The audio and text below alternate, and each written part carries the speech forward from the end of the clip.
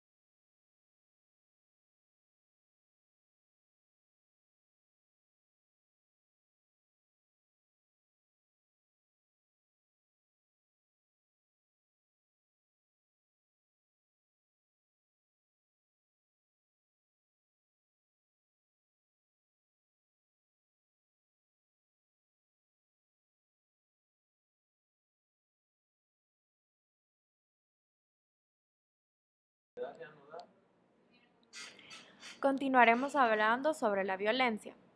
Cualquier acto de comisión u omisión y cualquier condición que resulte de dichos actos que prive a los sujetos de igualdad de derechos y libertades, que interfiera con su máximo desarrollo y libertad de elegir. Ben Vibre, en 2010, nos dice actos que tengan que ver con el ejercicio de una fuerza verbal o física sobre una persona, animal u objeto, y que tenga por resultado las generaciones de un daño sobre esa persona u objeto, de manera voluntaria o accidental. La OMS define el uso intencional de la fuerza o el poder físico de hecho o como amenaza contra uno mismo, otra persona o un grupo o comunidad que cause o tenga muchas probabilidades de causar lesiones, muerte, daño psicológico, trastorno de desarrollo o privaciones. Vamos a hablar un poco sobre los elementos bioquímicos que influyen en la violencia. Según Valentin Anders, en 2001, existen elementos químicos en nuestro cerebro que pueden causar violencia. Estos son testosterona. La testosterona es una hormona que se produce en los testículos de los hombres, es responsable del apetito sexual en el hombre y se dice que es la causa de agresividad y violencia. La adrenalina es una hormona que producen los humanos en tiempos de alta tensión emocional, la cual aumenta la presión sanguínea y el ritmo cardíaco. La dopamina es un químico que se despliega en el cerebro causando una sensación de placer cuando una persona vence. La naturaleza de actos de violencia está determinado por múltiples interacciones sistemáticas de carácter biológico, psicológico y social, que se entrelazan en una red de interacciones contenidas en la actitud humana. Existen diferentes tipos. Una de ellos es el autoinfligida. Autoinfligida, esta comprende el comportamiento suicida que incluye pensamientos suicidas, instintos de suicidio, también llamados parasuicidio o intento deliberado de matarse, y suicidios consumados. Interpersonal. La violencia interpersonal se divide en dos subcategorías: violencia familiar o de pareja. Es la que produce sobre todo entre los miembros de la familia o la pareja y que por lo general sucede, aunque no siempre, en el hogar. Incluye el maltrato de menores, la violencia contra la pareja y el maltrato de las personas mayores. Violencia comunitaria es la que se produce entre personas que no guardan parentesco y que pueden conocerse o no, y sucede por lo general fuera del hogar. Abarca la violencia juvenil y los actos fortuitos de violencia, la violación o ataque sexual por parte de extraños y la violencia en establecimientos como escuelas, lugares de trabajo, prisiones y hogares de ancianos. Colectiva. La violencia colectiva cometida por grupos más grandes de personas o por el Estado y se subdividen en violencia social, violencia política, violencia económica. La violencia social son los actos delictivos de odio cometidos por grupos organizados, las acciones terroristas y violencias de masa. La violencia política incluye la guerra y otros conflictos violentos afines, la violencia del Estado y actos similares llevados a cabo por grupos más grandes, mientras que la violencia económica comprende los ataques por parte de grupos más grandes motivados por el afán de lucro económico, tales como los llevados a cabo con la finalidad de trastornar las actividades económicas, negar el acceso a servicios esenciales o crear división económica y fragmentación. Sin embargo, ninguna teoría por sí sola puede explicar la violencia y caen entonces en reduccionismo al intentar establecer relaciones lineales entre factores, tornándose en teorías abstractas. La violencia no es universal ni inevitable ni instintiva. De hecho, hay individuos y grupos que muestran un alto grado de violencia, mientras otros individuos y grupos muestran muy poca. Causas de la violencia. Los sociólogos tienden a decir que la violencia forma parte de la sociedad, que es la base de las relaciones sociales en la familia y entre los vecinos, ocasionando por la pérdida de valores, la pobreza, la desigualdad, marginalidad y falta de identidad. Los psicólogos, en cambio, responsabilizan el sistema excluyente y la ausencia de un Estado como mediador de un conflicto. Los antropólogos destacan la transmisión cultural y aunque comparten con las demás disciplinas las multicausalidades de la violencia. Los psicólogos enfatizan la reproducción de la violencia a través de la familia, la televisión y el maltrato. Martín Baró definió algunas situaciones. Violencia son los secuestros de personajes importantes, el asalto en el que se despoja a una persona mientras se dirige en un autobús a su casa, la cinchaseada que el papá da al hijo como castigo. La violencia en El Salvador tiene múltiples manifestaciones. Aparecen en el hogar, en la escuela, en los deportes, en la calle y ya no se diga en los centros de prostitución y de consumo de venta de drogas. Hay violencia generada por el fanatismo y la intolerancia por el abuso de la autoridad, del poder, de cualquier clase que sea.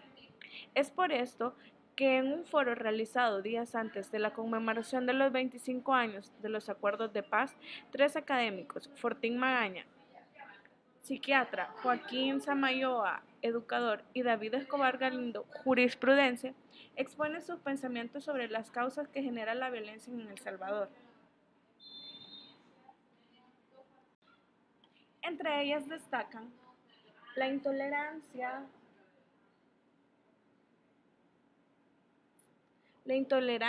el autoritarismo, la agresión, la exclusión política, desintegración familiar, insensibilidad, brote de violencia estudiantil, pandillas, narcotráfico, falta de políticas integrales, educación mal orientada.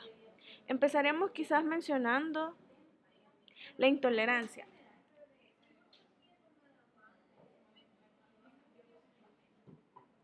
Joaquín Samayoa dice, en toda sociedad hay diferencias de perspectivas, de interés, de visión de la realidad, pero es parte de la democracia, por lo que, a pesar de ser un sistema imperfecto, es el que mejor ha encontrado la humanidad para resolver civilmente los conflictos. El autoritarismo. Galindo menciona, antes eran con balas y ahora es con asesinatos morales como la difamación, la calumnia, sobre todo con el mal uso de las redes sociales, en el encubrimiento del anonimato para difamar cualquier persona que piense diferente. Señalaba que el autoritarismo es otro tipo de agresión que afecta los valores. Agresivos. Fortín Magaña dice, la violencia es la psicopatología de la agresividad. Ejemplifica que hay personas que cuando escuchan cosas que no quieren oír, empiezan a ofender al que las dice y termina llegando a la violencia. Exclusión política. Samayoa critica que ninguno de los gobiernos en turno ha tenido la lucidez, pese a las recomendaciones de expertos, de crear polos de desarrollo para desahogar los grandes centros urbanos, y eso genera a su vez una desintegración familiar y emigración.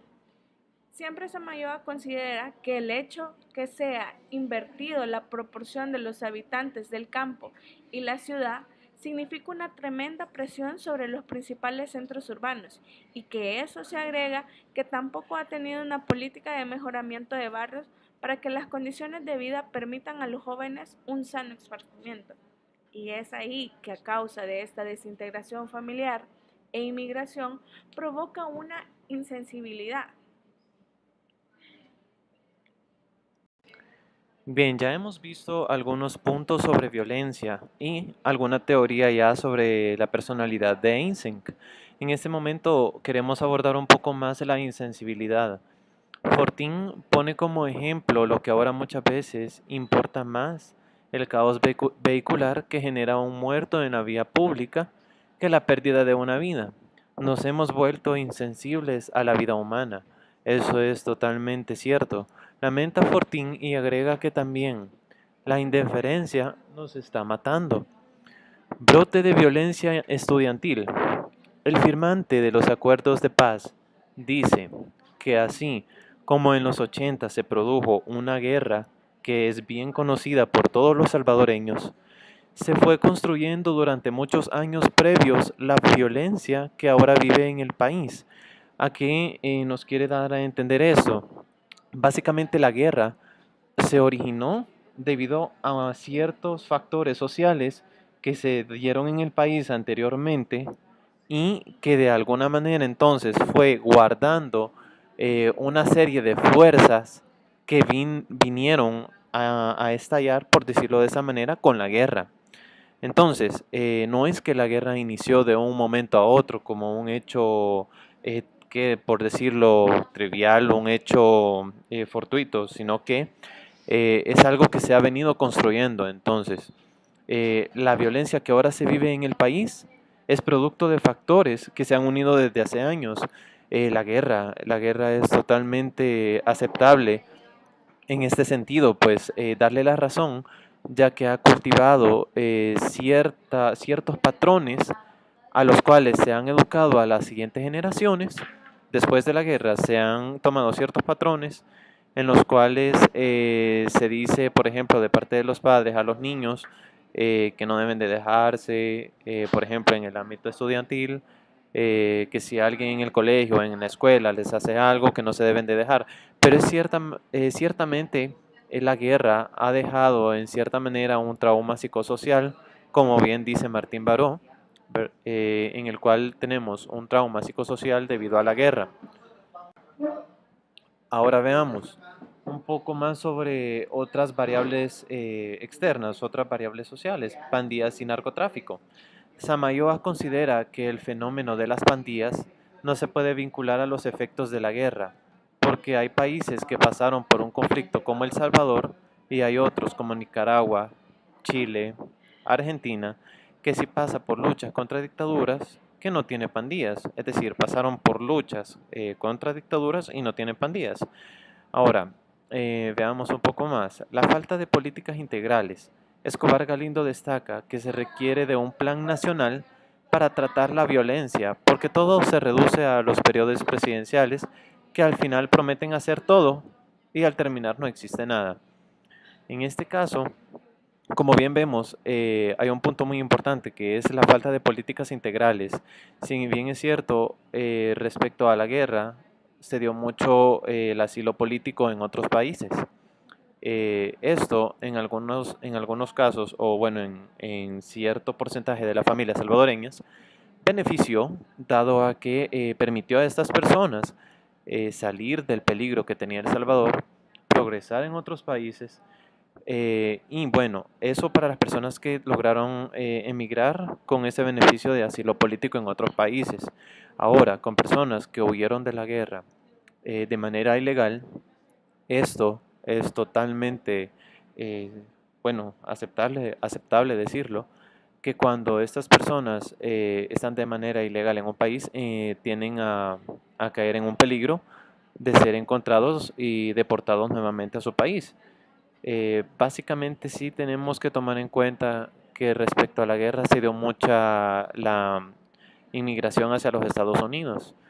Ahora vemos en la vida actual, bueno, con todo lo que está sucediendo en la política, por ejemplo, la toma de poder de Donald Trump en Estados Unidos, cómo básicamente esto, bueno, según la ideología de Trump, que pretende deportar a todos los ilegales. Básicamente tenemos que tomar en cuenta que las personas ilegales no vamos a generalizar al 100% que todas esas personas han delinquido en otros países, pero sí una buena mayoría se ha visto envuelto en drogas, en pandillas, dado a que la inmigración provoca una desintegración familiar. Entonces, el ser humano individual necesita de un grupo, necesita sentirse parte de un grupo, tener ese sentido de pertenencia. Entonces, es como el ilegal en el extranjero, hagamos de cuenta en este caso Estados Unidos, al estar allá, él se siente solo. Básicamente encuentra un sentido de pertenencia en un grupo que, como sabemos, comúnmente vienen siendo pandillas, bueno, que están en los Estados Unidos y básicamente cuando regresan al país necesitan de igual manera sentirse parte de un grupo o bien han adoptado ciertas costumbres que ya no pueden dejar. Ahora, veamos la educación mal orientada. Samayoa afirma que el sistema educativo está de espaldas a la realidad salvadoreña. Básicamente, el sistema educativo es fuertemente criticado y no solo en el país, sino que a nivel latinoamericano. Se critica que el sistema educativo no se ha renovado, básicamente ha seguido funcionando tal y como se creó.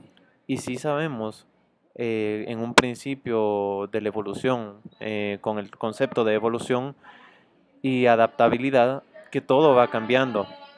Básicamente nuestro entorno es dinámico, nuestro entorno cambia constantemente y el sistema educativo no ha logrado adaptarse a estos cambios externos que surgen. Por eso la afirmación de Samayoa.